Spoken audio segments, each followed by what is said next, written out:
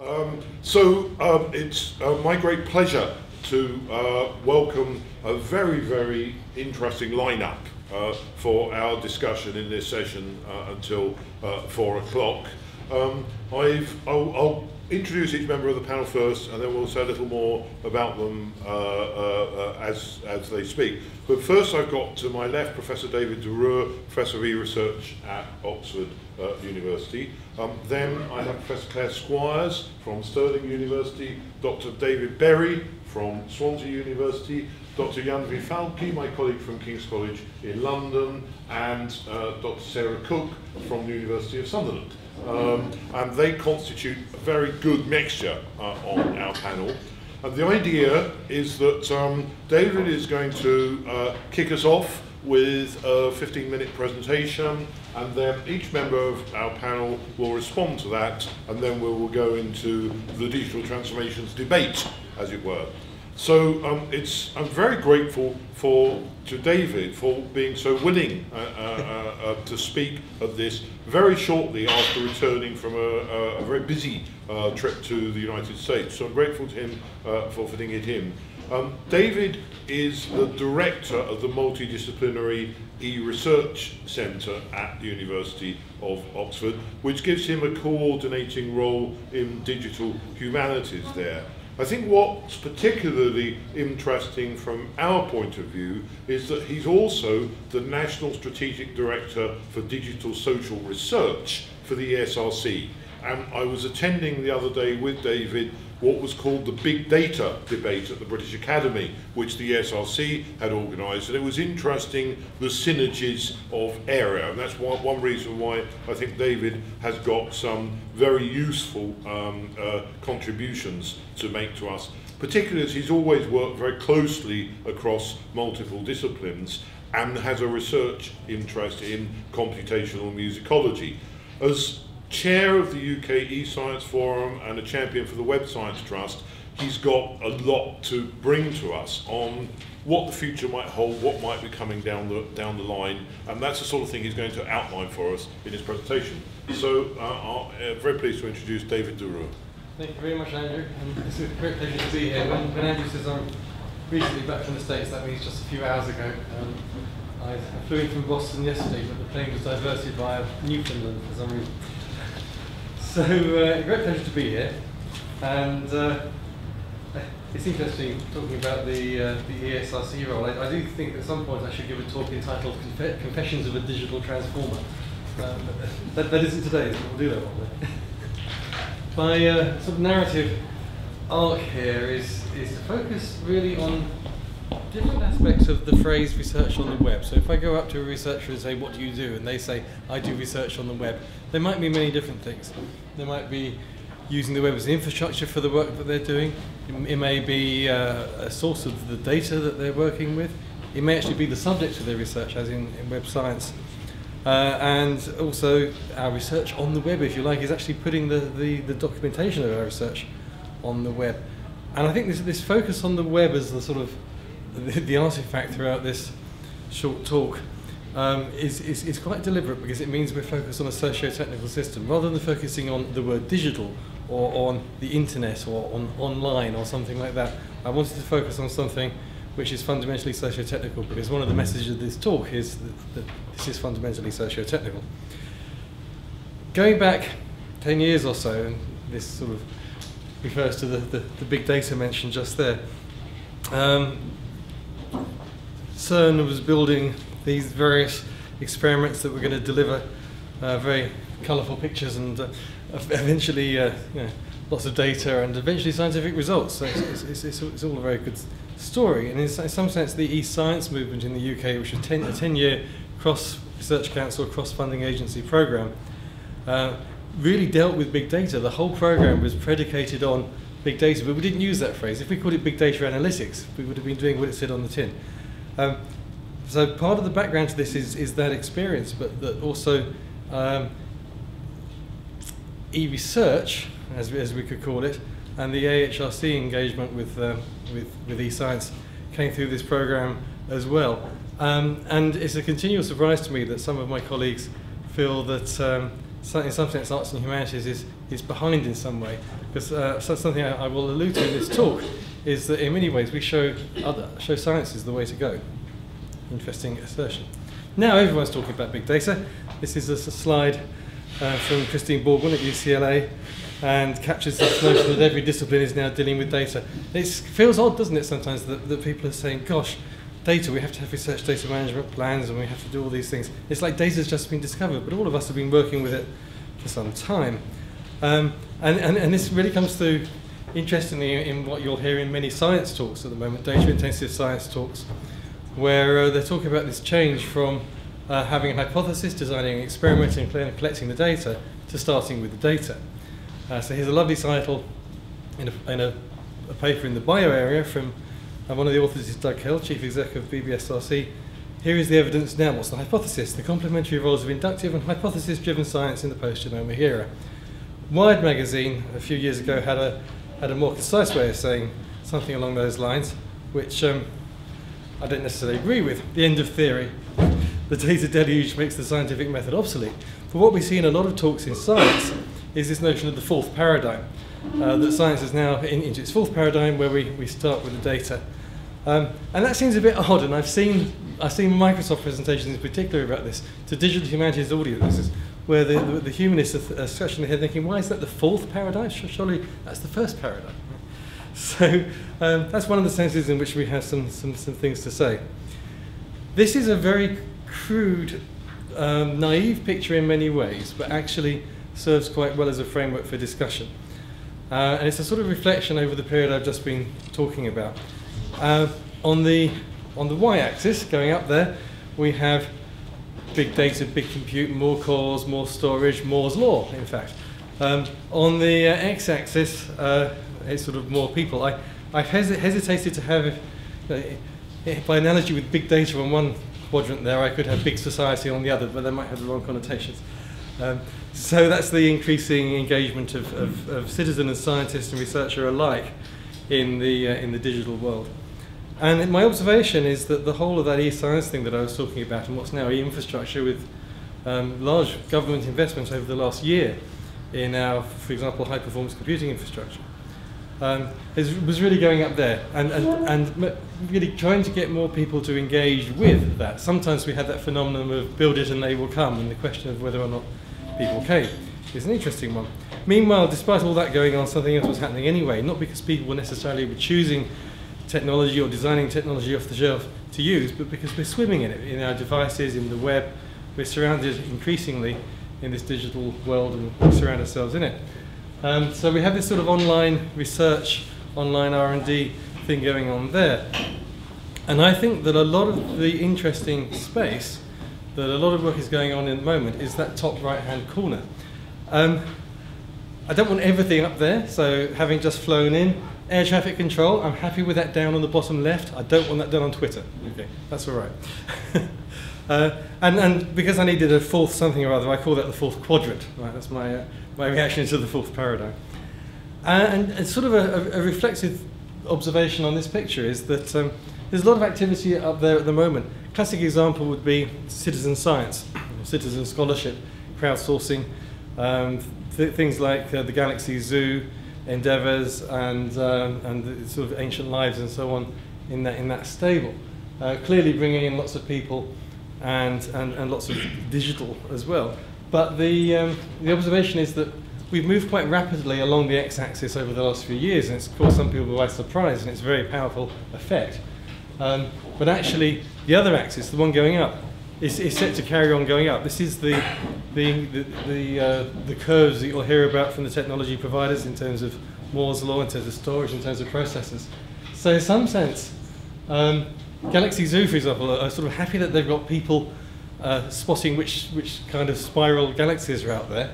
But when if they had 10 times as much data or 1,000 times as much data coming in, which they will from telescopes, then they're going to run out of people. It's actually, as we go forward, we are looking to an arrow that sort of goes that way. And that raises an interesting set of points around automation in particular. And automation is a word I don't like using when we talk about e-science and about digital humanities. I prefer to think of it as assistance. It's the computers getting on with what they're good at to enable humans to get on with what the humans are good at. So I think of the systems as assistive, but there's a whole set of issues in there about tailorization, about the assumptions that you're building in to the systems. So just to reflect across this multidisciplinary piece, this picture is quite sort of common. Every discipline I talk to, I would want to make them feel very special. I'd never say they're exactly the same as someone else, but I will make this observation that something occurs across multiple disciplines. And it's the idea of taking some sort of noisy, real-world signal, in some sense. That could be quite an abstract sense of the word signal, and then going through to some understanding of that. Now, this could be an archaeological signal, it could be an epidemiological signal, it could be coming from, in this case, music. So this is a Digging into Data project in round one of the Digging into Data program, which had the spectacular name of Structural Analysis of Large Amounts of Music Information, i.e. SALAMI. Right? And we're also proud of that acronym that all three PIs claim we invented it, and of course it was me. But the point is, this is quite hard. A computer going all the way, not just from that signal to working out what bits are repeated, but to saying what the function of those pieces are, is quite hard. Our brain does that pretty well. But that sort of signal to understanding piece is, I think, quite a common paradigm. And in SALAMI, although it sounds quite 2001 e-science, sort of big iron, big data. We had all the audio recordings in the Internet Archive. We were using supercomputers at NCSA in the States. The methodology in there was actually, I would say, very 2011 rather than 2001, because it is very, very socio-technical. So we established a quotes ground truth, using those words carefully. The 1,000 pieces of music analysed by music students in the UK and in Canada. And then we use a community infrastructure. Something called MIREX, where every year, like in Trek, the music information retrieval community run their algorithms over a corpus of music in Illinois to get their algorithms to go that little bit better. And that means there was a socio-technical infrastructure in place of people, of software, of content in order to run this. And then what we'll be doing is increasingly trying to get the computer to do as well as the humans, which turns out to be extremely hard. But that's the endeavour, and it's sustainable in the sense that what we're producing is linked data outputs which can be used by the community and can be added to by the community. And that linked data piece is quite interesting, because this is another one of those examples where in some senses we're further ahead than in other areas. So in music, and for those of you familiar with how the BBC works and how, for example, the Olympics were handled, that really is that automation piece. How do you deal with all that data and all those different those sort of outlet type channels that they have to deal with? It's through automation, it's through machine processable content. So what you see in something like the BBC, and what we see a lot in the R&D area in music and in the industry in music, is what I would describe as end-to-end semantics. We're actually going all the way from the capture and from the analysis right through to production. And actually this is business that's digital end-to-end. It doesn't quite get into our brain digitally, but until that last mile into your ear, it's digital from the studio or from the bedroom. And science hasn't got there yet, right? So this is an industry and a research area which has really gone digital end-to-end. It's quite semantic end-to-end in terms of the technologies that are used, has business models that have adapted. It wasn't easy, but rights management is understood, intellectual property issues are dealt with. So yeah, it's actually quite an advanced area which others can learn from, which is one of the inspirations for this project on the bottom right now called Semantic Media, which has just been launched, funded by AHRC. It's partly what can we learn about ICT challenges, but also what can we learn from the music industry, and partly vice versa. This slide shows a number of things that are going on to sort of confirm what I said just now. It's interesting that the 130th Audio Engineering Society convention has become a convent, which is intriguing. Also semantic audio events going on in the industry. Bottom left there, the semantically described narrative of the Doctor Who episode Blink, thanks to Faith and Mike, are probably in the room. Story arcs and timey-wimey stuff, I stole that from a blog somewhere. And really, it's hard to show a slide like this in other areas of e-science and science. Healthcare life sciences is the closest to it. I gave a talk on Monday this week at the Semantic Web Conference in Boston on music to the sensor networks. Semantic Sensor Networks workshop. Well, why were they interested? Because they want to do end-to-end semantics, and they hadn't done it. And yet, we've done it in music. So that was something about using the web as infrastructure and also gathering content from the web. And that's really been, that sort of use of new forms of data from the web has been the focus of the digital social research program we've been looking after for 3 years for AHRC. This isn't a complete picture because we ran out of geography, but there are lots of projects that have been embraced under this umbrella, those funded by AHRC, but also some GIS projects and some EPSRC projects, particularly under the digital economy program.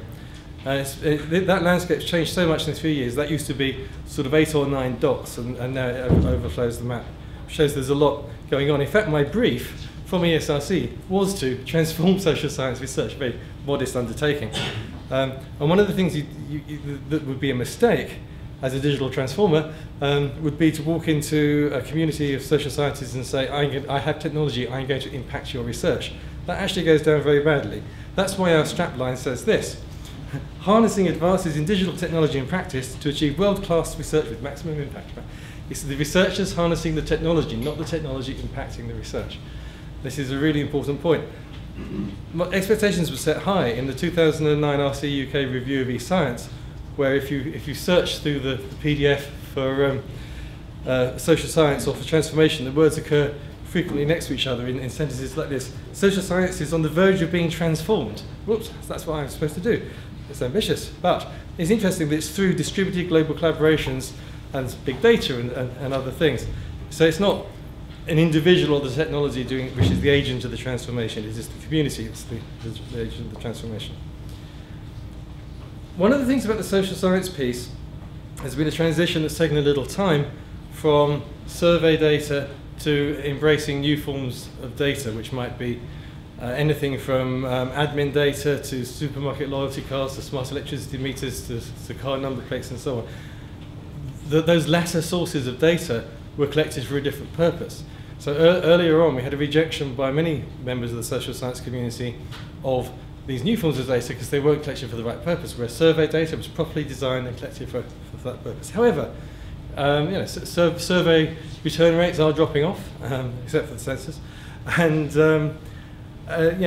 we actually are now looking at a world that has both things, and you can use some of these quotes big data sources to corroborate some of the other sources, and actually to do entirely new things, and to answer research questions you couldn't do before. So there are loads of problems with Twitter data, for example. However, you can do things you couldn't do before, and it's important to understand what the problems are.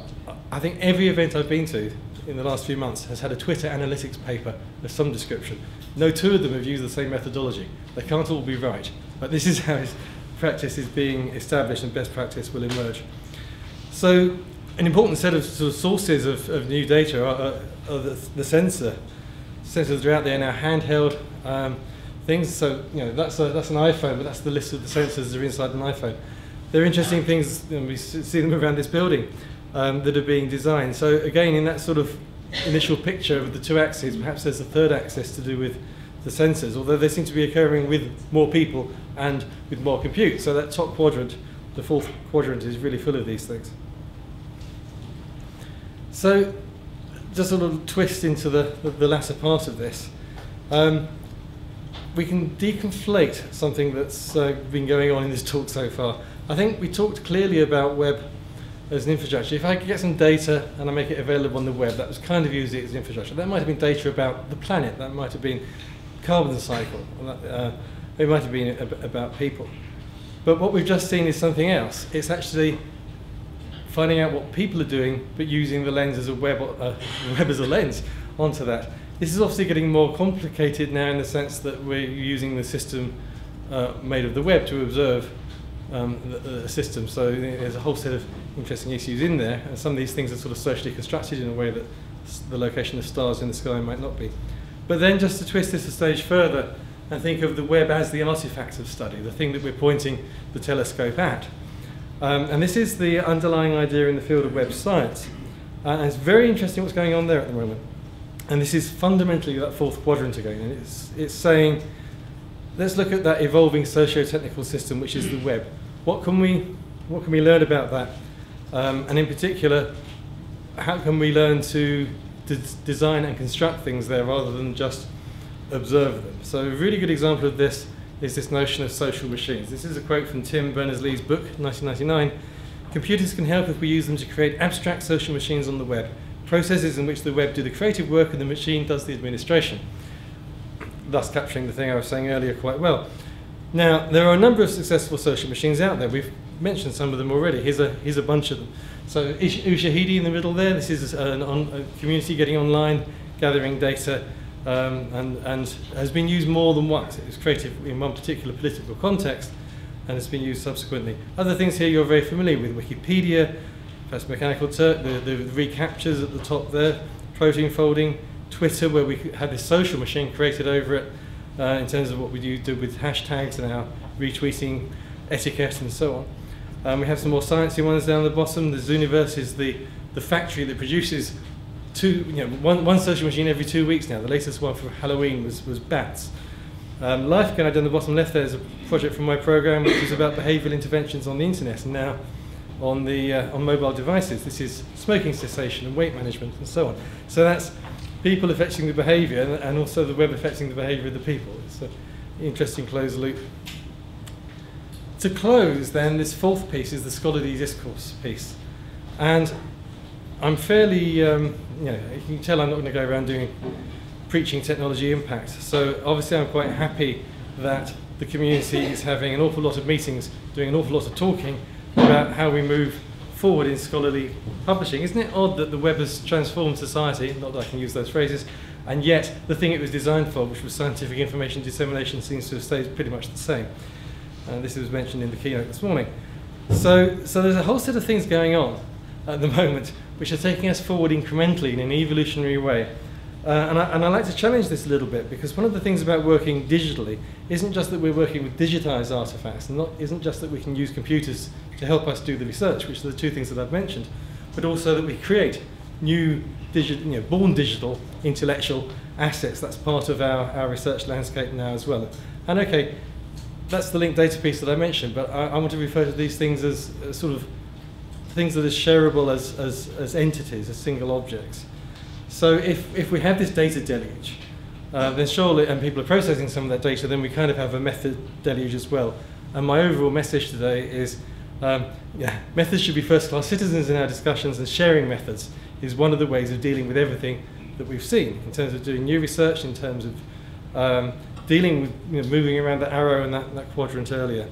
So in one slide, one experience we've had over the last 5 years was to build a social website for sharing these data analysis pipelines, the sort of things you can use to systematically deal with that data deluge, e.g. in bioinformatics and chemistry, and in fact we use these in music as well, in computational musicology.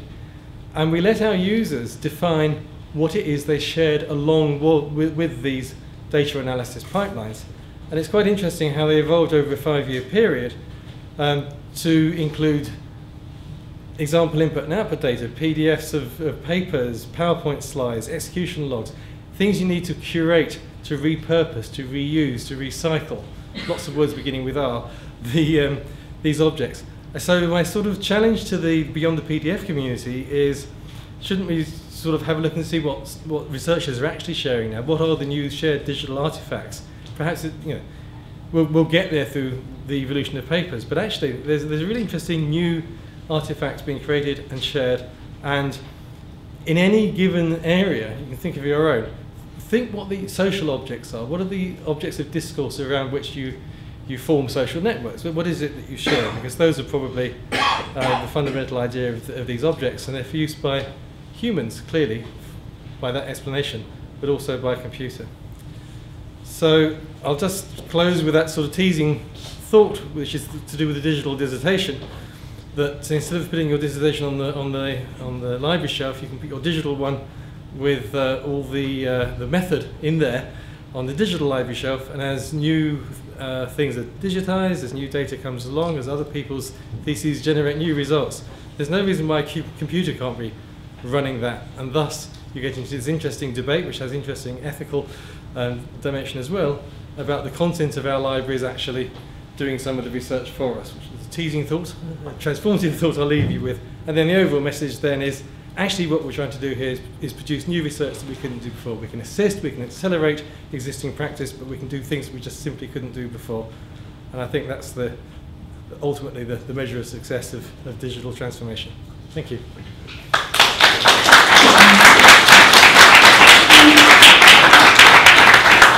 Thanks very much, David. I've said before that if the net result of all the effort we've put into digital development over the years is PDFs of journal articles and PDFs of dissertations, I'll go and slit my wrists now, thank you.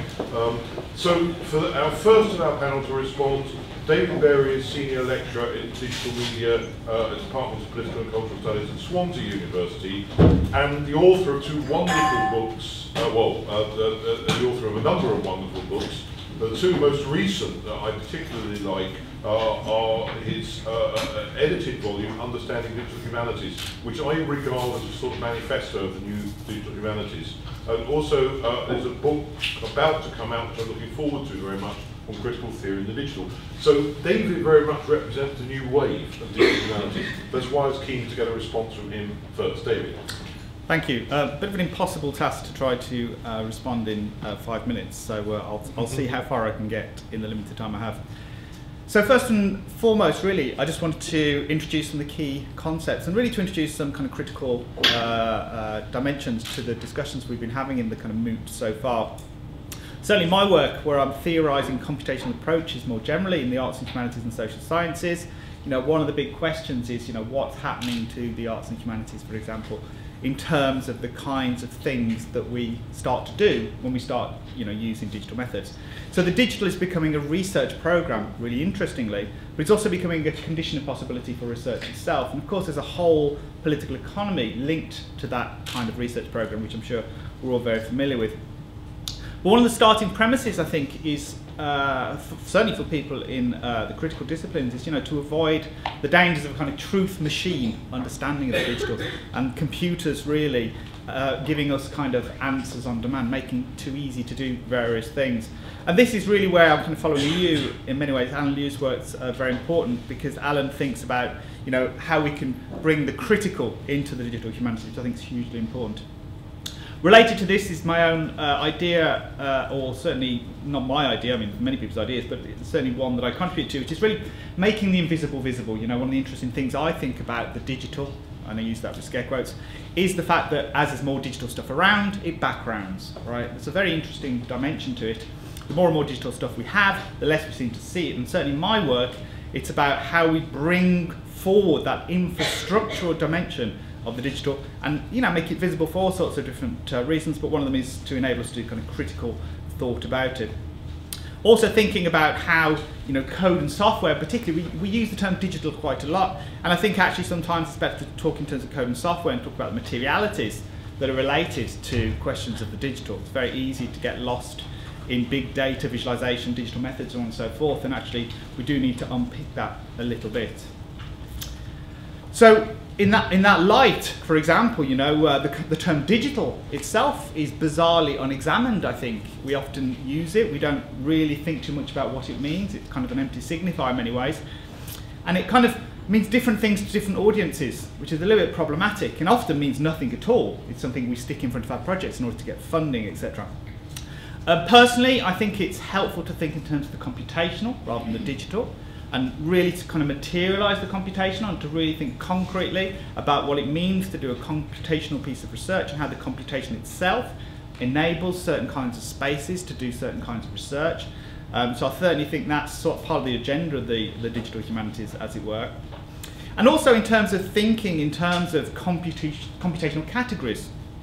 It interests me, this notion of computational thinking. We're very much being encouraged to teach students in terms of computational ways of thinking, and that's very interesting in terms of what kinds of students we're producing. The humanities originally were very focused on critical notions and the Kantian notion of the Enlightenment, etc. And how is that contradicted, if at all, by the computational?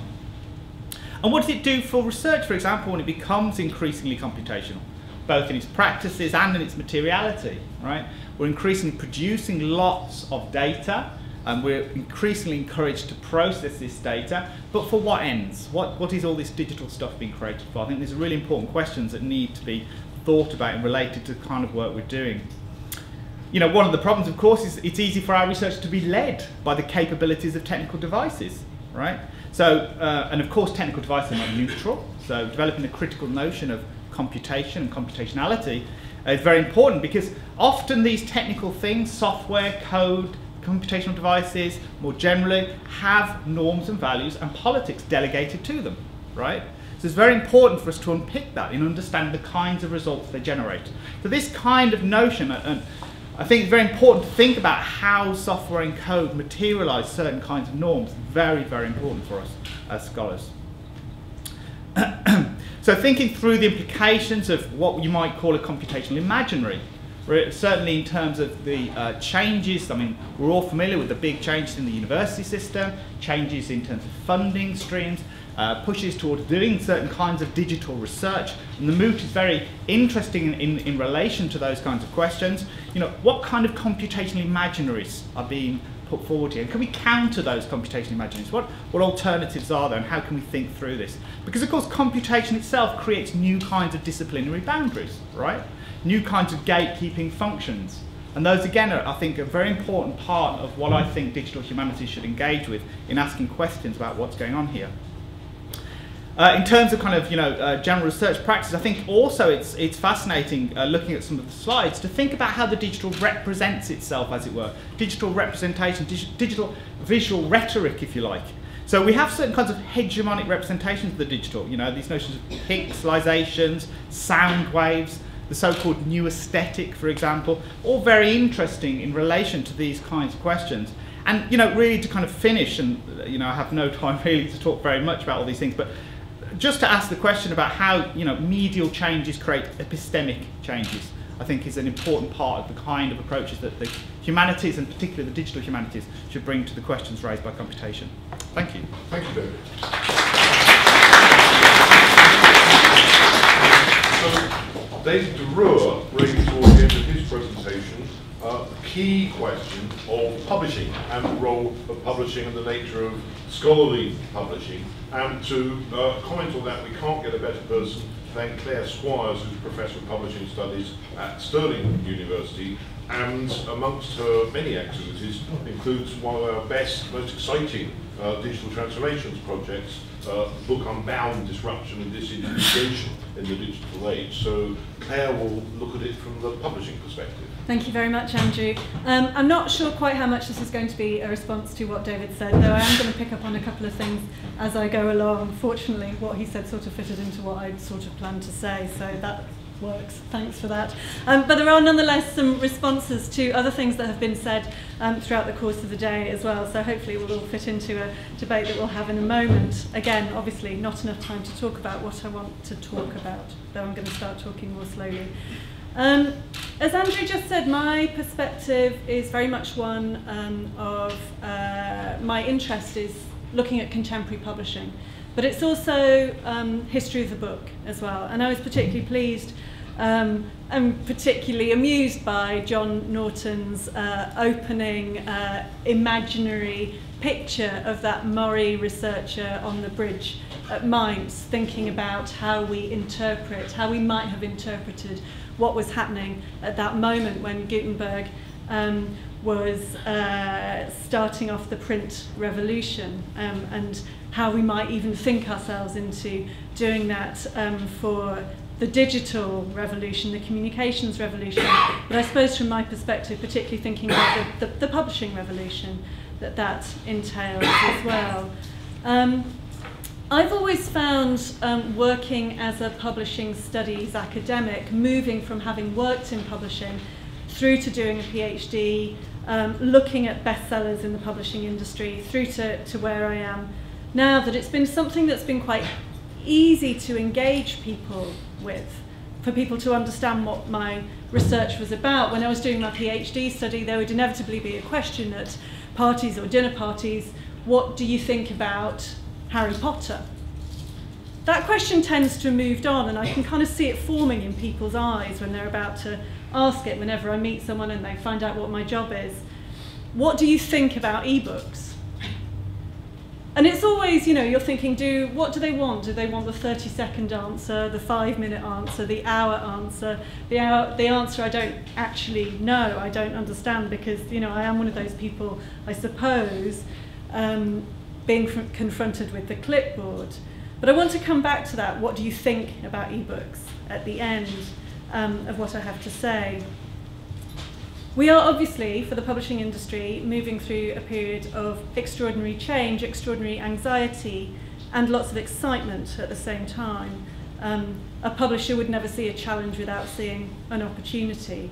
I was asked to speak a few months ago at a conference called Precarious Alliances, and my intervention was always going to have to be thinking about the anxieties and alliances that are coming about because of the new roles of Amazon, Apple and Google with the books, publishing and communications industries. When I put in my abstract, it inevitably had to change by the time I got round to delivering the paper. Always a good reason to prepare what you're going to say at the last minute.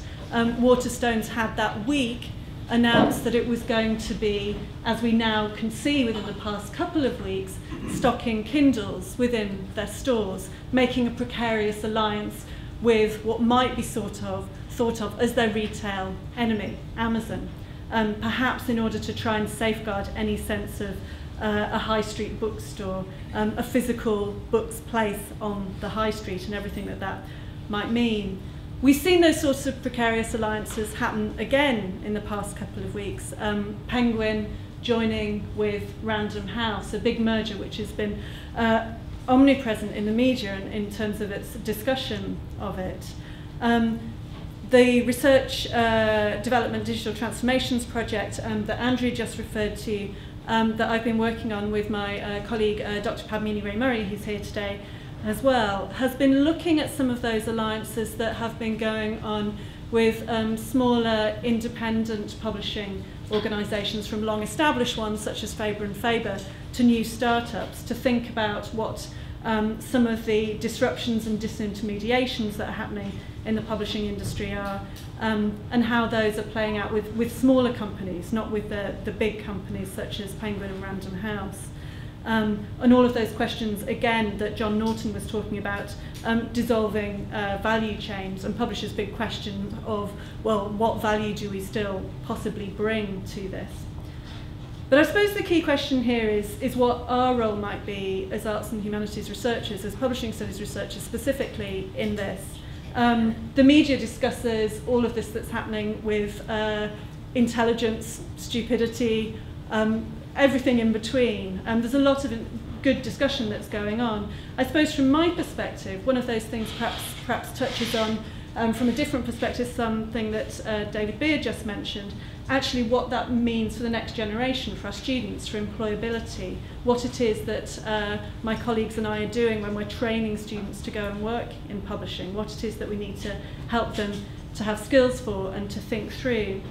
But I suppose it's also something about having that long view for me, knowing about that revolution, that evolution perhaps that was happening in Mainz back in the 15th century, in order to underpin our thinking and our interventions. And I think for me this is an important difference in terms of what a publishing studies scholar might be, what we might be doing in order to inform policy, inform our own practice in the future.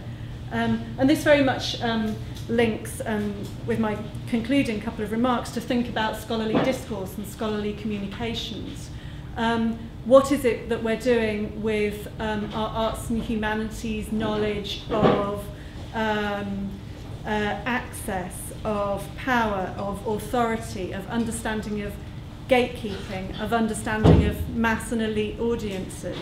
What is it that we're doing with our own modes of communication? How does this tie into a debate about where universities are in the 21st century and the sorts of things John Norton was suggesting that we might see increasingly, demise of universities, and how we perhaps both need to think through that, but also I would very much argue do something like that. What are we doing with our own publishing? How are we creating new forms of scholarly communication? What kind of role we're allowing publishers to take in that? And I suppose for me, my very final point and my very final contribution to this debate is whether I might actually be arguing myself out of a job by saying that publishers shouldn't have such a strong role in our scholarly communications, but publishing skills perhaps should. Thank you.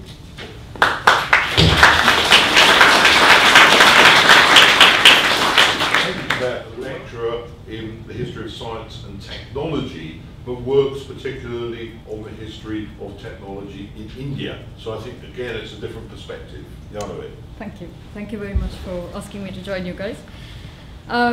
So I'm going to speak from some distance, and that distance comes from the fact that, well, firstly, I'm a historian, so I'm not as enchanted with the present as social scientists tend to be.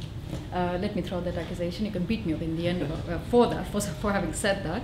And the other being also the context of my study, which is I study India and occasionally also sort of, as and when we like to bunch the rest, that's not the West. So I'll speak from that disenchanted perspective. I think there is no doubt, and that has come through actually from the presentations of the two Davids, which is that we are at the same moment users as well as commentators on the transformation that the digital is bringing about in our day-to-day practice as scholars, but also as people, as human beings. And therefore, I guess what we are trying to do is to develop tools to think on the go about technology and social change, but also at the same time, at moments probably blind spotted by, or having blind spots about, or probably not have, some of us don't have them, which is to that many of our contributions and our abilities to contribute concepts to thinking about technology and social change are also contributing to the making of new tools and new things. So what we are effectively doing, I think, as historians but also as social scientists, is studying wet paint in many ways. And the key question, and I think that would be my contribution to this debate, which is that I think we haven't yet quite made up our minds as to whether we are, well, I don't even know if we can at this moment make up our minds about it, although we probably tend in one direction or the other. Are we studying media? Are we studying computational strategies that have arrived in our lives in different ways? Or are we studying something that is more akin, and forgive me for sort of bringing in history, but I think since you've already done it, let me do it. Are we studying something akin to the Industrial Revolution? Are we studying processes that are fundamentally transforming social relations? And I think there lies the key sort of question, because it has two broad implications for me. One, of course, a practice that is probably far at the center of the historian's practice, and I'm not about to believe that we're going to do scholarship very, very differently, even if our practices will be reorganized, which is archiving and the making of a narrative. Records are slipping, sort of digitally born records are slipping off our control. We do not necessarily have the skills to preserve them. We do not even know what to preserve. And those decisions are going to determine what kind of future questions we'll be able to answer or leave answers behind for. And whether we can, so do we have that ability to extricate ourselves from the immediate to help archival methods catch up with it? Especially given the speed with which things are changing, but also more importantly the narrative, and this is that I just said. And I'd actually, much as Mainz and the Chinese text and all historical examples, but which one can pull out, even the Industrial Revolution, which I myself pulled out from the little bag of history, don't satisfy quite the nature of the exercise that confronts us. Because as a historian, again, my engagement is with, or rather most historians, again, you'll beat me up, of course, because, that's not to say that social scientists don't do it, but the engagement is with specificity. And I think what is distinctive about the computational and the digital is that it is not confined to a form or a function. So the digital extends from digital photography to the web, to television, to mobile phone, to communication technology. So it has entered. It is ubiquitous in a way. And that leaves us with where do we begin? Where do we begin to question the kind of social relationships it's putting into place? Where do we begin to examine the way the digital reorganizes social relations, intimacy, our ways of seeing, ways of knowing, ways of understanding, and what does all of this mean? I mean, is this an opportunity to think again about our interpretive strategies? About forms of knowledge, I'm as uncertain as anybody else in this room. I mean, we might be dealing with different forms of publication. We might be dealing with different forms of expression. But what does that mean for a scholar's interpretive strategy in order to place this in context, in the context of for those of us who study the 20th century, but also in the long durée. I mean, what are the meanings of this kind of transformation in a very, very long term? Lastly, I will come to, sort of provincialize the question a little bit, and those of, I guess which is scholarship on India, for example, that I could bring in, but also others from the rest of the world. Numbers, I mean, I at this moment I'm engaged with the history of statistics, so I believe numbers as much as I shouldn't, and I'll tell anyone that do not believe in any numbers that you don't make up yourself. But what we have is, say, 929 million mobile users in India, or 11.4% of India has access to the internet. What are the meanings of this? I do not know, but I do not know in the sense. I mean, one could begin to unpack it, and there are various ways in which one can interpret it. But what I'm trying to say is that there are a huge number of mobile telephone users. It has had a very different kind of impact on the way people communicate with each other in India. It has unlike, and this has been seen in Africa, for example, in the recent sort of tablet experiments, etc., very little relationship to questions of literacy, for example. The nature of the question, what I'm trying to get at is, the nature of the question changes the minute you step outside of Western Europe and Northern America, and I don't think this audience needs me to say anything more than that to make you understand what the implications of this are. And at this moment, I'm still talking about a territory that sort of looks at the 80s as an IT revolution in itself. The Indian whatever territory is said to have experienced an IT revolution in the 80s. A lot of Indians are employed world over in for coding and all sorts of work, and which has, of course, its own political economy. I like using that phrase. India is even called the geek nation, except at the end of the day, one still cannot ask the same kind of questions that one asks here of what digital transformation means for people. The Indian government, for example, is trying to now institute, kind of an example of the return of technocracy with a vengeance, the Universal Identity program, trying to sort of give everyone a little piece of something or the other, which will have absolutely every bit of information you could encode on it, from the biometric to the social. What does this mean, for example, right? I mean, these kinds of projects have been discredited elsewhere. On the other hand, you also have measures. You also have projects where market prices have been reaching villages. So, for example, there will be only one little portal. One portal and one little computer in a village, where farmers can then find out the prices of the produce in the market, and it has transformed the way they trade. It has what does that mean? What does IT mean for development?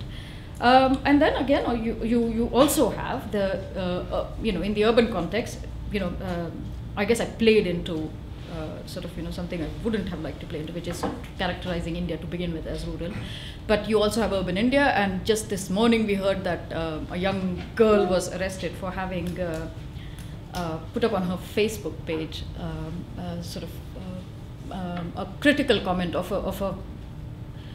a right-wing critical comment about following the death of a rather right-wing leader in Bombay. She's been arrested, and I do not know what's happened since. So there's that happening, which then does kind of overlap with the kind of questions one has here as well, or for that matter, in the Chinese case. So I think so I think I think I've spoken from enough distance, but also spoken as you know, as an overwhelmed practitioner, not just practitioner, as an overwhelmed sort of user of digital technologies of all kinds. And I guess I'll end basically by saying you know, something that is rather the thumb rule of us all as scholars, which is, you know, neither as a theologian nor as an atheist, but, you know, how does one write about digital transformation as an agnostic? I mean, you know, whether it existed or not, I need to say something useful and ask good questions of what this transformation might mean. Thank you. Thank you.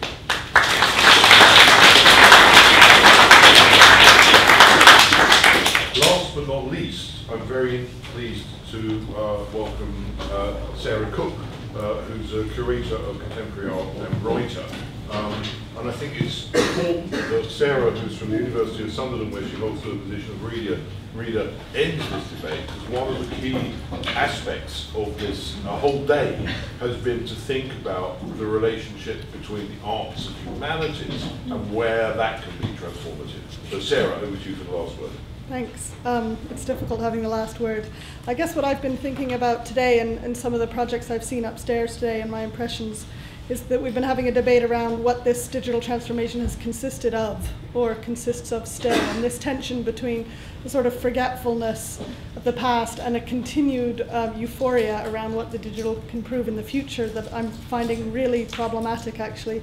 And this rehashing of really old debates that I've heard repeated again and again today, and I'm wondering what we remember and how we situate what we remember. Did anyone go to the DMZ about 9 years ago, Limehouse Town Hall? Maybe Brona did. I mean, these events, Moot-like events where artists are brought together and can show the projects that they're working on and thinking about the faith that we put in those projects, but then how do we remember them and how are they documented and how do they inform sort of future practice. One of the things that was talked about today was this shift from goods to services and dealing with the deluge of data. And I'm working with artists all the time who, on one hand, are stuck in a art world system that emphasizes the goods, but their processes are about services to a certain degree. But who's the service for? You know, for us, the audiences, for other artists, for the community. I think this is a really good question. And we're living in this culture of changing from being consumers to being producers, and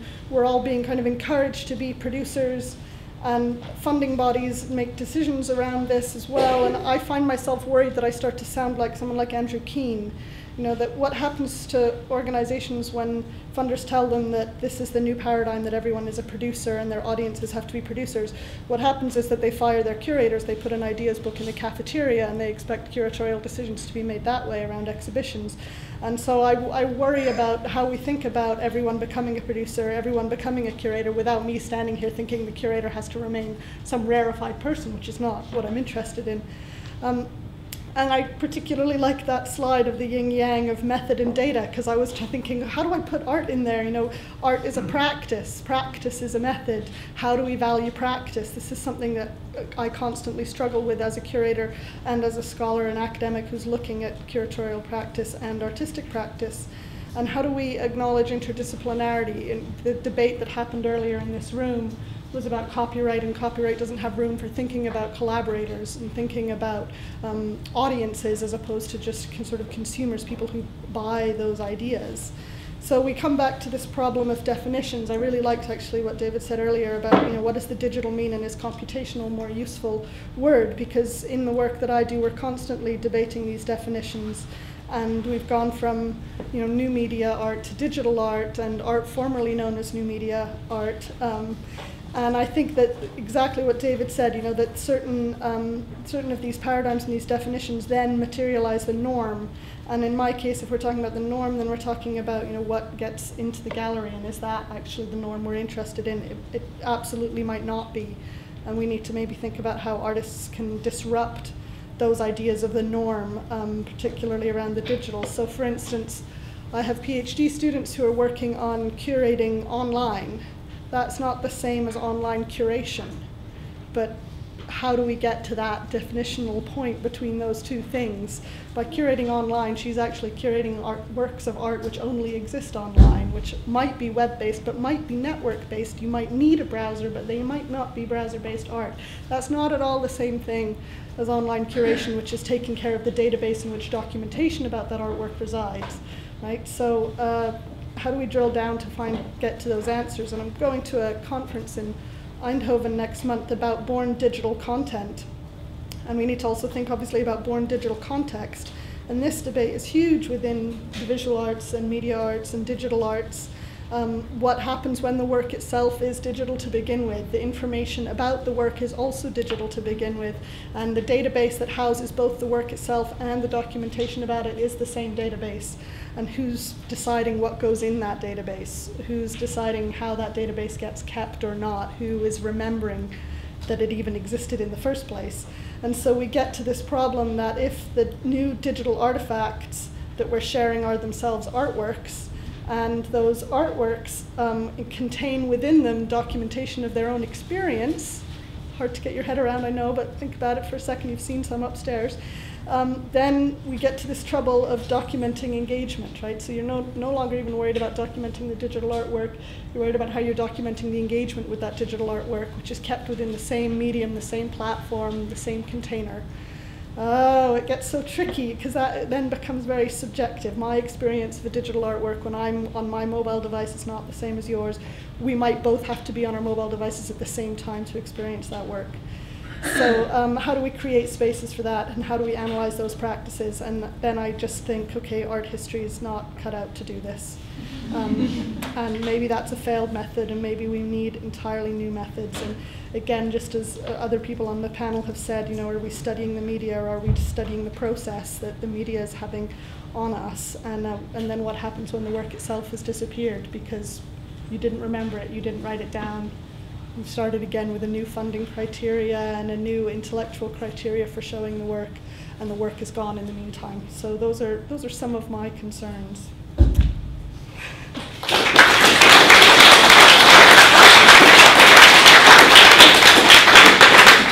Thank you very much, Sarah. I think that brought the debate right to the heart of a lot of concerns as well. And you had a wonderful expression of the variety of issues. I think particularly taking us right to more digital, which is got to be of as much interest to humanities scholars as it does to practitioners in the arts. Where practitioners, these are very fundamental questions. I'm conscious that I don't want to crash into Imogen heap and that we run on. So what I will do is I'll take the first two comments from the floor, because I wouldn't like to come out without any comments from the floor. I'll take the first two, just the comments, and we might have a quick response, and then we will break to have a break before the performance. Comment to the back. Yeah, thank you very much. Just to pick up on something David said, which I thought was very interesting about making things visible. There's a bit of an elephant in the room throughout this day. For me, the most fundamental digital technology of them all, going with the Bible, is money. And we haven't talked about money in a funding council conference, which seems to be quite strange. It's like nervousness in case you ask us for it. That's the reason. Yes. That's a very good comment. Second one, and then we'll take any other comments from the floor. Anybody bursting to add anything to the range of things that we've heard? Feel free to come in. No? So we've exhausted all the possibilities. It's been a wide-ranging debate. Thank you very much for your attention, and a particular thanks to our fascinating range of panelists for the different perspectives they brought to bear on this subject, and for very interesting contributions. And I would ask you to thank them again. Thank you very much.